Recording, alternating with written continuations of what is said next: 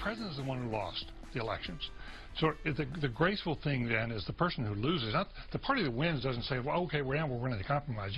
The loser has to say, I'm going to be willing to change course, as Bob said, and then the Republicans have to respond. And if the president the first time out of the box says, by the way, I really want to work with you, first I'm going to spit in your face over immigration, and let's sit down and compromise.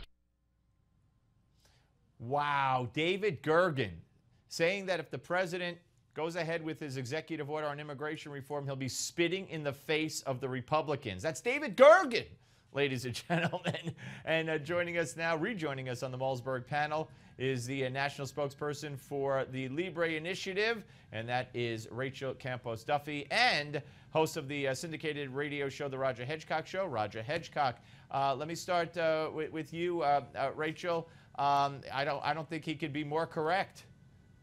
You're right, but the other thing he's doing is playing political football with precisely the demographic that he's claiming to want to help, which is Hispanics.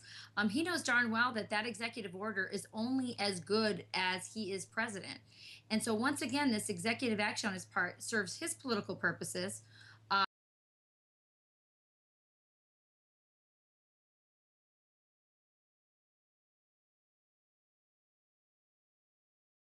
Make the compromises that need to be made on either side, hash it out in the House and in the Senate, and come up with something that is a permanent answer. And they want to do it the right way. I mean, this idea that all Hispanics want is just, this signed, executive order from Obama. One, there's a couple of things that are dangerous about this. One is obviously the constitutional problem.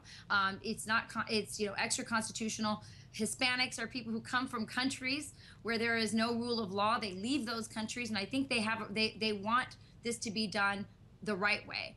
But the second thing is he's going to be coaxing a lot of undocumented people out of the quote-unquote shadows and exposing them. What happens when he's no longer president? Somebody else overturns that. What happens to the status of these people? Again, thinking about politics, not thinking about the people. Yeah, and Roger, when it comes to the people, 75% of those questioned after voting by Kellyanne Conway's group said, we do not want an executive order on this issue. For a couple of reasons. Number one, it's unconstitutional, a usurpation of the power of legislation that our Constitution gives to the Congress. And if you don't like that reason, how about this one? My wife was down at the Department of Motor Vehicles today trying to get she lost her driver's license, trying to get a new one. Well, she's in line with 100 people.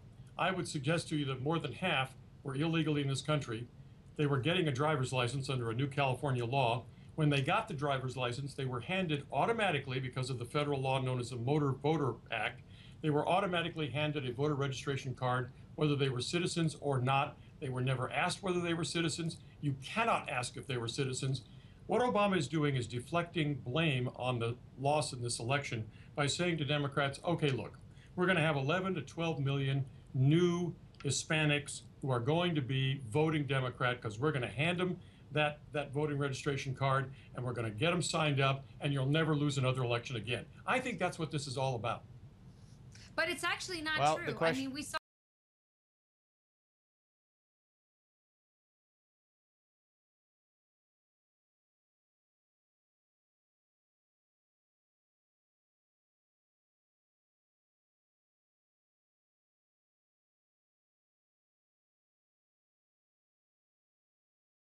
true.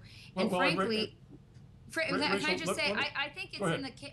I think we both agree that order, but I will challenge you and say that if the Republicans and the Democrats can come together and get an immigration reform that maybe includes, that includes border security, that deals with the dreamers, and then finds even just a legal status for the 11 million that are here, getting this off the table is to the benefit of Republicans. I think they understand that, because if you take immigration off the table, we're running out of time. Rachel, I want to give Roger a chance. Well, let me just say, Roger, I disagree with Rachel. Go ahead. I'm only talking, Rachel, about those that are going to be given work cards in this executive order. Those 11 to 12 million are going to be heavily solicited for the Democrats. Yes, Republicans did much better with Hispanic voters who are here, particularly people who have been here for a long time. and are very American and divided, whether they're Democrat or Republican. They're going with those candidates they like. So yes, Rachel, I agree with you. The Republicans can do much better. And I also agree with you that we need to have a permanent solution. But if employer sanctions so that illegals can never get another job are not in there as a mandatory part of hiring process, we are Roger, simply got to going to go. be lost for another Roger way. Hedgecock, Rachel Campos-Duffy, thank you both. We're coming back.